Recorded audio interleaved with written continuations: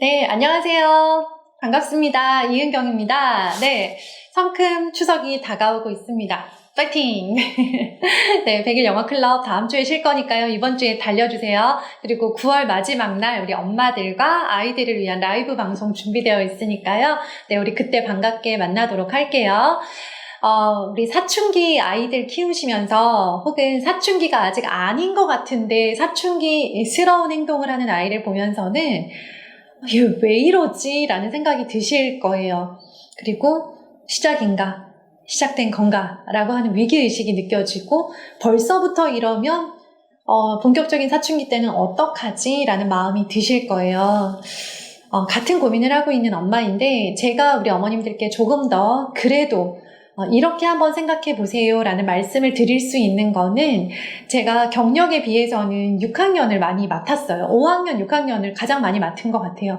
그러다 보니까 아직 사춘기가 본격적으로 이제 사춘기 절정은 아니지만 사춘기에 들어가기 시작하는 아이들의 마음, 그때 그 시기의 마음을 좀 솔직한 이야기를 많이 듣게 됐어요. 아이들이 누군가한테는 털어놓고 싶어 해요. 자기들끼리 얘기해서는 이 분이 풀리지 않으니까 어른인데 엄마 아빠가 아닌 사람, 그러면서 왠지 이해해 줄 수 있을 것 같은 사람, 그리고 엄마 아빠를 어디 가서 욕을 하고 싶은데 흉을 보고 싶은데 할 데가 없었는데 선생님한테는 하고 싶어진단 말이죠. 같은 어른이니까 뭔가 좀 분이 풀리잖아요.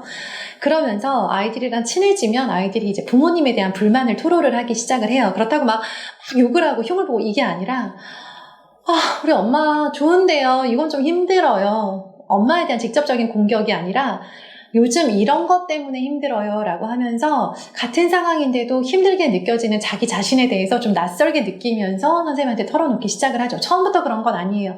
2학기가 되고 한 11월, 12월 정도 되잖아요. 애들이랑 굉장히 많이 친해지고 헤어질 때 서운할 정도예요. 네, 그때 되면 진짜 막 죽이 척척 맞죠. 1년을 같이 보냈으니까. 이제 그러면서 아이들의 속마음을 많이 알게 됐고, 그래서 저도 저희 아이를 키우면서 갈등이 없다라고 말씀은 못 드리지만 아이가 지금 어떤 마음에서 저런 행동을 하고 저런 말을 하고 저런 눈빛으로 나를 쳐다보는지는 좀 이해가 되더라고요. 아이의 마음을 좀 들여다 볼게요. 첫 번째 아이의 마음이 뭐냐면, 그러니까 아이들이 부모님에 대해서 지금까지 가졌던 생각이 바뀌는 시기가 사춘기예요. 이제까지 부모는 내 우주이고 부모는 내 전부이고 부모는 내 사랑이었어요. 내 모든 것이었어요. 그랬는데 아이들이 이제 생각이 달라지면서는 부모에 대한 의심이 생기기 시작을 해요. 첫 번째 의심은 뭐냐면 내가 생각했던 것보다 똑똑한 사람이 맞나? 라는 의심이 들어요.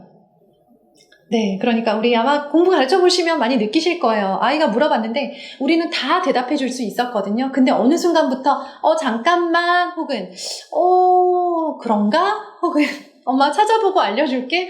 혹은 이제 네가 한번 해봐. 엄마 잘 모르겠어. 라는 대답의 횟수가 늘어날 거예요.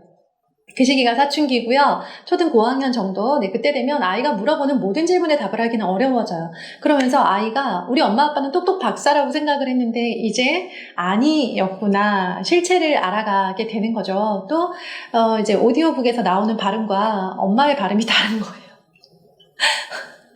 왜 같은 영어가 맞나? 라는 느낌이 들 만큼 어릴 때는 그것들을 구분하지 못해서 그냥 엄마도 영어를 잘하는 사람이구나 라고 생각을 했는데 점점 엄마의 발음이 이제 마음에 안 든다라고 얘기를 하죠. 네, 저희 아이는 엄마 필리핀 사람이냐고 막 놀려요. 이제 그 정도로 이제 엄마가 잘한다라고 생각했던 것들이 그게 이제 아니었구나라는 거. 똑똑한 사람이 맞나? 아는 거 맞나라는 의심이 들어요. 내가 저 사람이 하는 말에 대해서 의심스러운데 어떻게 그 사람의 말을 100% 다 인정할 수 있겠어요. 그렇죠? 그리고 어떨 때는 본인이 더 똑똑하게 느껴지죠. 본인이 더 영어를 잘하고 수학도 더 잘하고 내가 물어봤는데 엄마는 몰랐는데 내가 다시 해보니까 풀었어요. 그러면 자기가 더 똑똑하다라고 느끼잖아요. 그런 똑똑한가에 대한 의심을 합니다. 내 아이가 나를 이런 눈으로 바라보고는 있구나라는 거 생각하면서 들으세요. 두 번째, 부모님이 하시는 말씀은 과연 다 옳은 게 맞는가? 다 옳은 것인가?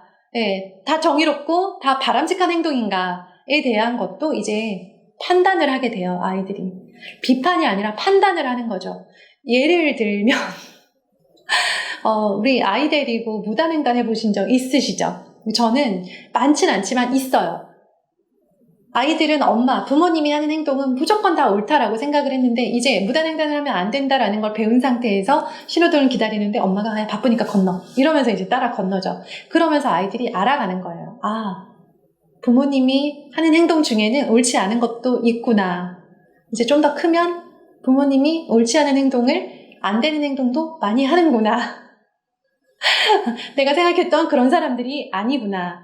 그렇다면 저들이 하는 말, 저 부모님이 하는 말을 100% 내가 다 순종해야 될 필요는 없겠다. 판단해서 가려서 내가 들어야 되겠다라는 마음이 들죠.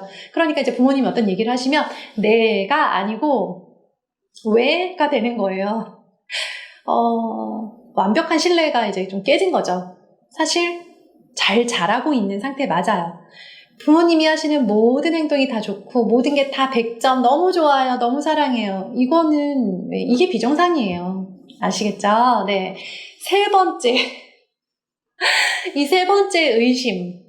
이게 사실은 모든 갈등, 지금 갖고 있는 많은 갈등의 가장 큰 원인이자 앞으로 대화를 풀어가실 때 어떤 열쇠가 되실 거예요. 저는 이 의심, 아이가 저에 대해서 가지고 있는 이 의심을 항상 떠올리면서 이것을 의심받지 않기 위해서 굉장히 많이 노력하면서 한 번 더 생각하고 말을 건네는 편이에요. 뭐냐면 엄마가 지금 이렇게 하라고 하는데 이거는 과연 누구를 위한 일인가?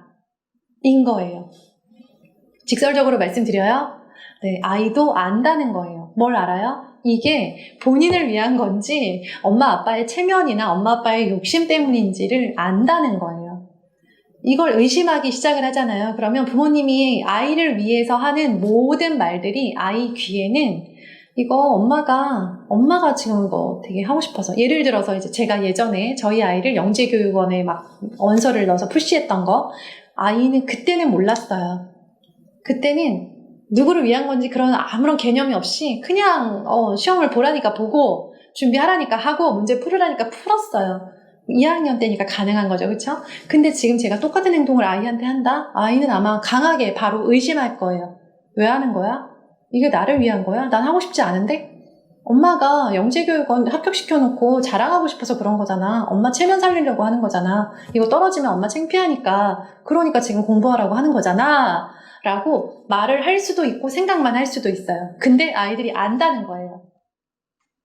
사실 우리가 하고 있는 그런 모든 아이들이 이제 공부하라고 우리가 막 해주는 그런 과목들 가만히 생각해보면 솔직히 말해서 정말 아이를 위한 거기는 한데 정말 100% 아이를 위한다기보다는 나도 이런 걸 시키는 엄마다. 우리 아이도 이런 걸 할 수 있다. 이 정도 수준이다. 라는 것을 주변에 좀 과시하고 싶어서 하고 있는 과목들이나 좀 무리하게 가고 있는 부분들이 없다고 말 못해요. 그쵸? 네. 저는 있어요. 네. 있는데 그런데 이제 그것들을 아이가 사사건건 모두 다 의심하면서 이거는 정말 아이한테 필요해서 내가 굉장히 희생하고 무리하면서 굳이 이제 수업을 딱 이렇게 세팅을 해서 듣게 해주는 상황인데도 아이는 이거 엄마가 본인이 막 이거 하면 좋다고 하니까 막 가지고 와서 무조건 하래. 난 할 마음도 없는데 그리고 이거 나한테 좋은 것도 아니야 하면서 이제 계속 의심하는 상황 있잖아요. 이렇게 되면 갈등이 끊임이 없는 것 같아요. 그래서 아이한테 이제 어떤 새로운 것을 권하거나 좀 더 어려운 도전들을 이야기를 할 때는 그리고 혹은 아이가 잘할 거라고 믿었는데 제대로 안 돼 있는 부분에 대해서 지적을 할 때는 좀 밑밥을 많이 깔아주시는 게 되게 중요하더라고요. 아이들이 다 알 거다, 이해할 거다라고 생각하지 말고 이거는 이런 면에서 너한테 유리할 거다라고 생각돼서 엄마가 이렇게 했으면 좋겠다라고 제안을 하는 거고 너를 위한 건데 아니다. 정말 너무 싫다. 그러면 안 해도 돼. 엄마는 너가 해도 좋고 안 해도 상관없는 상황이야 라고 굳이 묻지도 않는데 저는 좀 밑밥을 까는 편이에요. 그렇게 말을 일단 깔고 시작을 하면 조금 더 좀 편안하게 받아들여요. 아, 선택권이 나한테 있구나. 그리고 이거는 나를 위한 거구나. 하면서 합리적으로 좀 이해가 되는 거죠. 그런 상태여야만 새로운 과목도 시작을 할 수 있고 더 어려운 도전도 할 수 있고 힘들 때 버틸 수 있는 힘이 있는데 앞뒤 다 잘라놓고 이거 좋대 해. 누가 한대 해. 너 왜 이거 안 해? 너도 해. 지금 하고 있지만 조금 더 해. 다들 해. 이게 이제 이유가 아니었으면 좋겠는 거예요.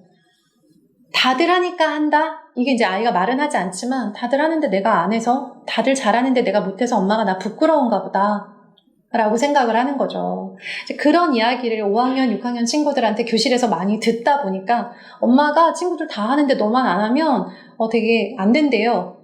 그래서 하래요.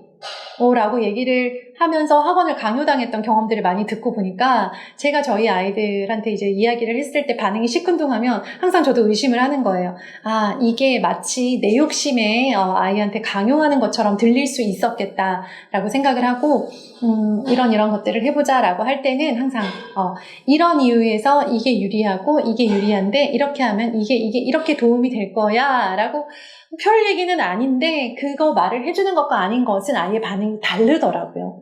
사춘기 절정으로 가고 있어요. 저희 이제 큰아이는 중학생인데 중학교 1학년인데 1학기 때랑 지금 2학기 접어들어서 또 달라요. 느낌이.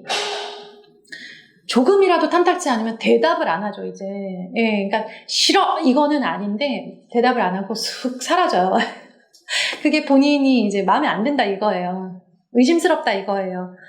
그럴 때 이제 막 아이를 몰아붙여서 결국 하게 만든다기보다는 일단 한번 던져서 반응을 본 다음에 탐탁치 않구나를 내가 아는 상태에서 그렇다면 어떻게 설득을 해서 이것이 본인에게 유리하다라는 걸 받아들이게 할 것인가에 대해서 고민을 좀 해요. 그래서 생각을 하고 말을 걸어요. 아 진짜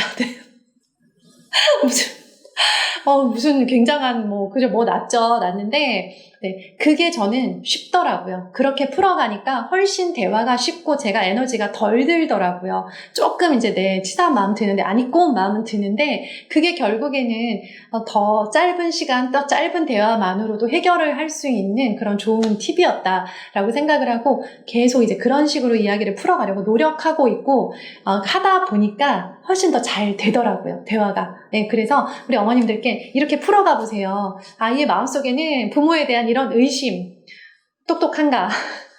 바람직한가?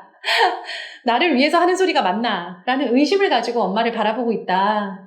네, 정상적으로 잘 크고 있다. 라는 생각을 하시면서 아이들에게 의심당하지 않기 위해서 네, 아이를 위한 거다라는 것에 대한 충분한 근거를 가지고 아이들한테 좀 풀어서 설명을 해주시면 좋겠습니다. 물론 잘 듣지는 않습니다. 그렇지만 시도는 꼭 해보셨으면 좋겠어요. 네, 감사합니다. 좋은 하루 되시고요. 네, 또 우리 한번 힘차게 우리 아이들 키워봤으면 좋겠습니다. 감사합니다. 안녕히 계세요.